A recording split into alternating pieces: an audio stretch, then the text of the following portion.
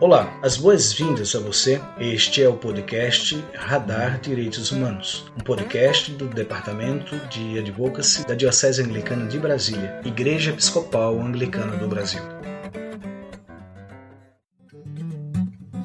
Olá pessoal, me chamo Rodrigo Espiuca, sou clérigo da Diocese Anglicana de Brasília e falo em nome do Departamento de Advocacy da nossa Diocese. Dou as boas-vindas a todas e a todos vocês para o nosso episódio do podcast Radar Direitos Humanos, onde teremos a oportunidade de aprender um pouco mais e de conversar a respeito das relações entre a nossa Igreja Episcopal Anglicana do Brasil e os direitos humanos. Sejam bem-vindas, sejam bem-vindos. É uma grande alegria partilhar com vocês este momento. E hoje nós temos conosco o professor Joanildo Buriti. O professor Joanildo Buriti é mestre e doutor em ciência política, com pós-doutorado na Universidade de Westminster, na Inglaterra. E é pesquisador titular, professor do mestrado profissional de Sociologia em Rede Nacional. Atualmente é o vice-coordenador nacional da rede ProfSócio. E é professor do programa de pós-graduação em Sociologia e do programa de pós-graduação em Ciência Política na Universidade Federal de Pernambuco, a quem nós acolhemos com grande alegria. Seja bem-vindo, meu irmão. Em primeiro lugar, queria deixar minha saudação para as pessoas que estão assistindo a esse programa. É um prazer participar com vocês hoje aqui dele. A primeira pergunta que nós temos para você é falar um pouco a respeito das relações entre as igrejas cristãs e o golpe militar de 1964. A primeira coisa que a gente pode dizer é que a participação mais ativa nesse momento imediatamente anterior ao golpe e no suporte ao golpe militar foi de segmentos organizados da Igreja Católica. Então, a Igreja Católica teve um papel público, explícito, de mobilização de rua, inclusive a grande marcha da família pela propriedade e a liberdade, ela aconteceu por convocação de grupos católicos conservadores, e com apoio, digamos, de setores importantes da hierarquia da Igreja.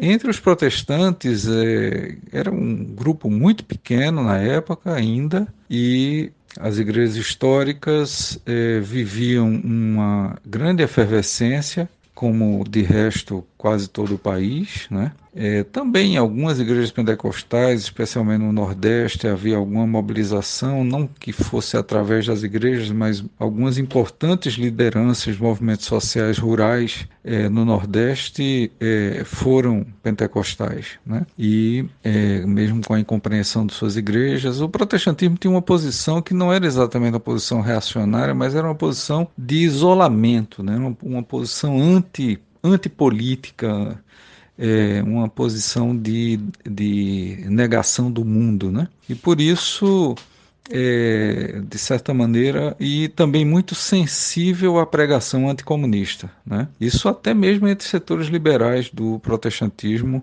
havia essa postura anticomunista. E sendo assim, logo em seguida ao golpe, já começa o processo de desmontagem de algumas experiências muito importantes que começaram no Brasil, dentro da Confederação Evangélica do Brasil, ali a meados dos anos 50, através do setor de responsabilidade social da Igreja, e também em relação a uma efervescência na formação teológica em alguns seminários no Brasil, o Presbiteriano de Campinas, o Presbiteriano aqui em Recife Batista, e outros, os metodistas, presbiterianos independentes, vários deles vivenciaram momentos de grande debate teológico e crítico, crítico.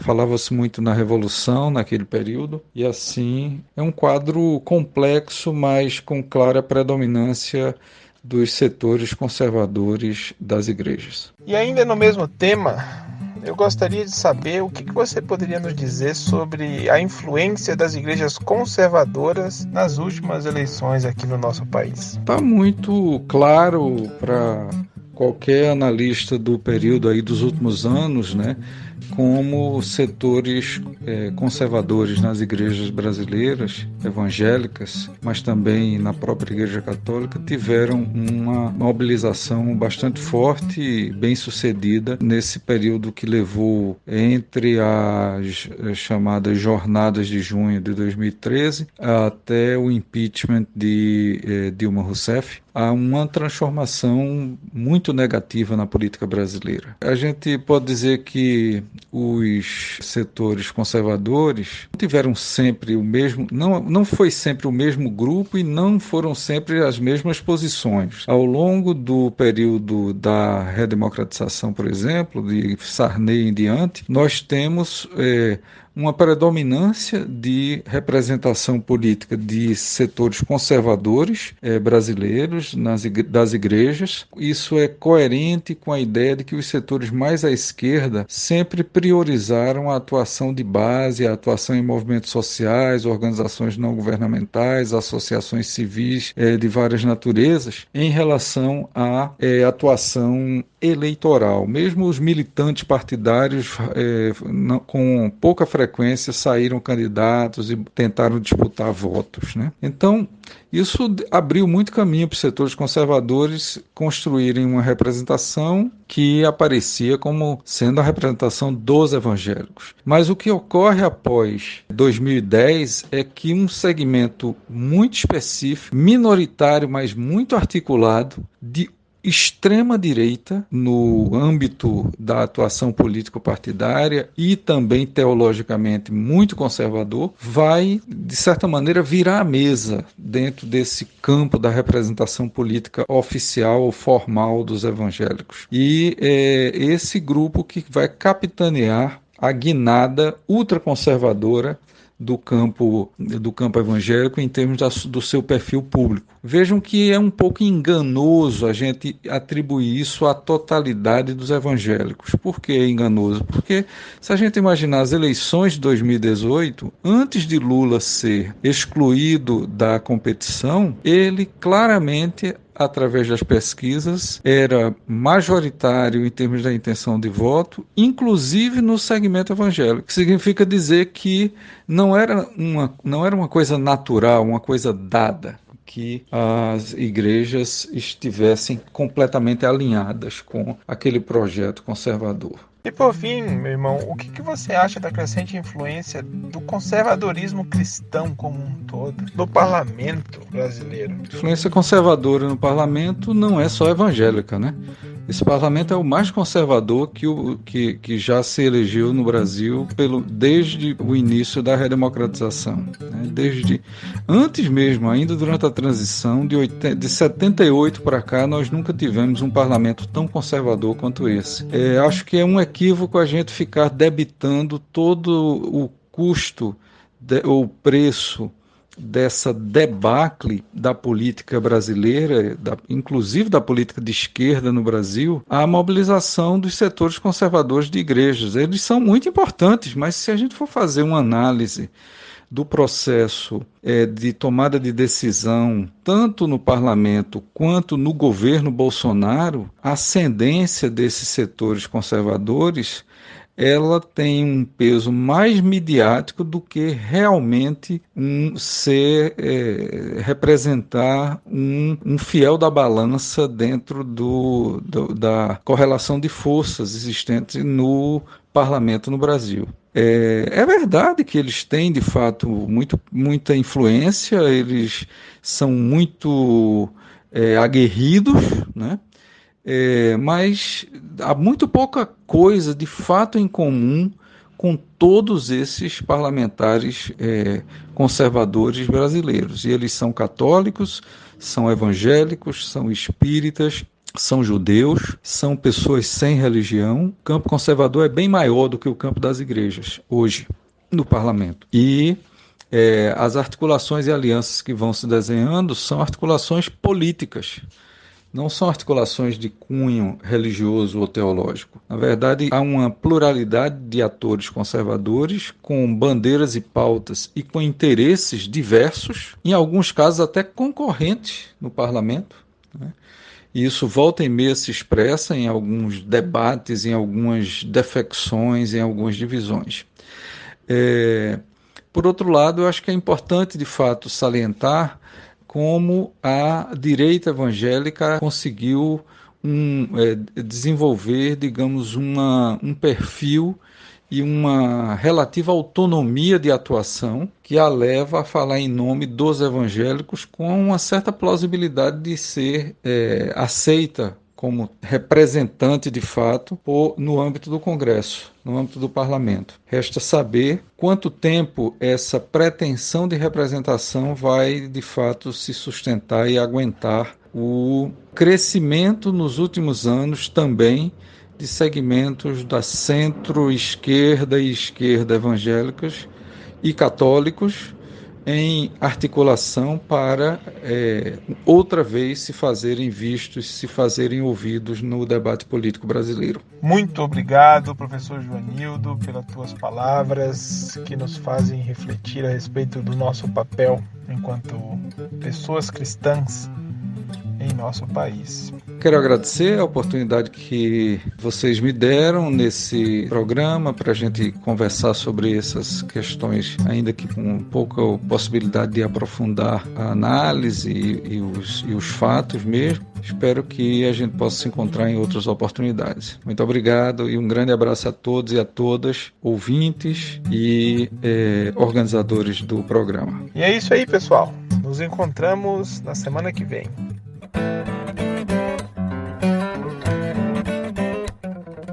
Grande parte das religiões é baseada nessa proibição de pensar, não é permitido pensar. Eu morava em Lavras, a periferia de Lavras, as pessoas mais sofridas que você pode imaginar. Não tinha ninguém para atender essas pessoas. Então, eu preguei para mudar a cabeça dos membros da igreja. Muita gente mudou a cabeça, começou a pensar coisas diferentes. Então, ao invés de ficar pensando no céu, as pessoas começaram a ter consciência de que era preciso amar as pessoas que estavam sofrendo. De repente, os céus da religião me pareceram infinitamente chatos. Como pastor de uma comunidade protestante no interior de Minas, entreguei-me ao cuidado dos pobres, sem jamais pensar em convertê-los. Nessa ocasião, o Brasil estava fervilhando de movimentos políticos e houve uma mudança na nossa cabeça da geração nova. Antes, a gente queria salvar as almas do inferno para ir para o céu. Agora que nós não acreditávamos nem no inferno nem no céu, nossa missão era salvar o Brasil, era transformar o Brasil. Então a nossa fé metafísica se transformou numa fé política. Daí o engajamento, especialmente da juventude, da Igreja Católica e da Igreja Protestante, se ligarem com os movimentos, entre aspas, revolucionários. Então, a transcendência que estava no céu passou a transcendência que está no futuro. Aí, eu criei conflito com o resto da igreja. Eu e um grupo. Todo mundo era conservador e nós éramos diferentes. Então começou, por parte da igreja, um movimento para liquidar a gente. Fui pastor protestante e é provável que se tudo tivesse acontecido nos conformes, eu hoje fosse um clérigo velho. Mas veio o golpe militar. Fui acusado de subversivo pelas zelosas e bondosas autoridades da igreja. Tinha terminado todas as minhas obrigações acadêmicas, estava livre, porque eu trabalhei feito um louco, eu estava com muita saudade, queria voltar para o Brasil. Então eu tirei um dia para passear downtown, lá no Times Square, e fiquei lá vagabundando, andando para aqui, andando para ali. Aí foi voltar para ir para o meu apartamento, eu peguei o metrô, sentei e olhei para frente do outro lado do vagão e eu fiquei congelado a hora que eu vi a manchete. Revolution in Brazil. Aí começou o mês de mais medo que eu tive. Eu fiquei com muito medo de chegar no Rio de Janeiro e lá eu ser preso. Desaparecia, as pessoas desapareciam. Então eu inventei uma viagem complicada para chegar direto em Campinas. E um amigo foi me pegar no aeroporto e ele me disse logo de saída: há 2 acusações contra você e mais 5 pastores. Aí foi 2 anos de aflição, tentando não ser preso. Eu descobri que quem me denunciou foi um dos maiores amigos meus. Ele era da CIA. Eu era favorável às reformas revolucionárias, não sei o que lá. Aí eu me desliguei da igreja. Aí, diante dos Estados Unidos, me arranjaram uma bolsa para fazer doutoramento, porque eu tinha feito antes, em Nova York, eu fiz mestrado. Aí me deram uma bolsa para fazer doutoramento, eu fui para Princeton. E foi lá que eu escrevi o livro sobre teologia da libertação, foi nesse período. Minha tese de doutoramento, o nome era no sentido de uma teologia da libertação. Esse era o título. Então, eu tenho a prioridade do título. Mas aí aconteceu o seguinte, eu mandei a minha tese para uma editora, a editora gostou da tese, queria publicar a tese, mas disse libertação, a moda naquele tempo era a teologia da esperança. Era um alemão, Jürgen Moltmann. Mas aí a editora falou, vamos colocar o seu livro no caudal da teologia da esperança. Então ficou chamado Teologia da Esperança. Mas originalmente era Teologia da Libertação. Eu estava em Oxford, fui lá dar uma conferência. E fiquei amigo lá dos teólogos lá de Oxford. E um deles chegou para mim e disse, como é que estão os preparativos para o Congresso de Teologia em janeiro? Eu não sabia de nada. O Congresso ia ser em São Paulo e eu não sabia. Eu fiquei na maior vergonha porque eles em Oxford sabiam e eu não sabia. Aí eu cheguei ao Brasil, fui fazer minhas escarafunchações e descobri que o meu nome tinha sido vetado pelo Frei Beto. Ele não admitia que o protestante tivesse prioridade na teologia. Ele escreveu numa reportagem no Pasquim que a minha teologia não prestava porque... por 2 razões. Uma delas é que eu não era marxista e a outra é que eu tinha escrito minha tese nos Estados Unidos. Eu então mandei dizer para ele que lembre-se que Marx escreveu O Capital em Londres.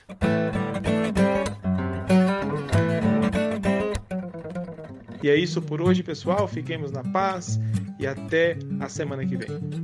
Este foi o podcast Radar Direitos Humanos, da Diocese Anglicana de Brasília, Igreja Episcopal Anglicana do Brasil. Produção e apresentação, Reverendo Rodrigo Spiuca. Edição do Reverendo Isaías Torquato e direção-geral do Bispo Maurício Andrade. Se você quiser entrar em contato conosco, você pode nos encontrar pelas mídias sociais, no Spotify, no Google Podcast e no agregador de podcast de sua preferência. E pelo telefone 61 3443 4305 e pela hashtag Radar Direitos Humanos. Até o nosso próximo encontro.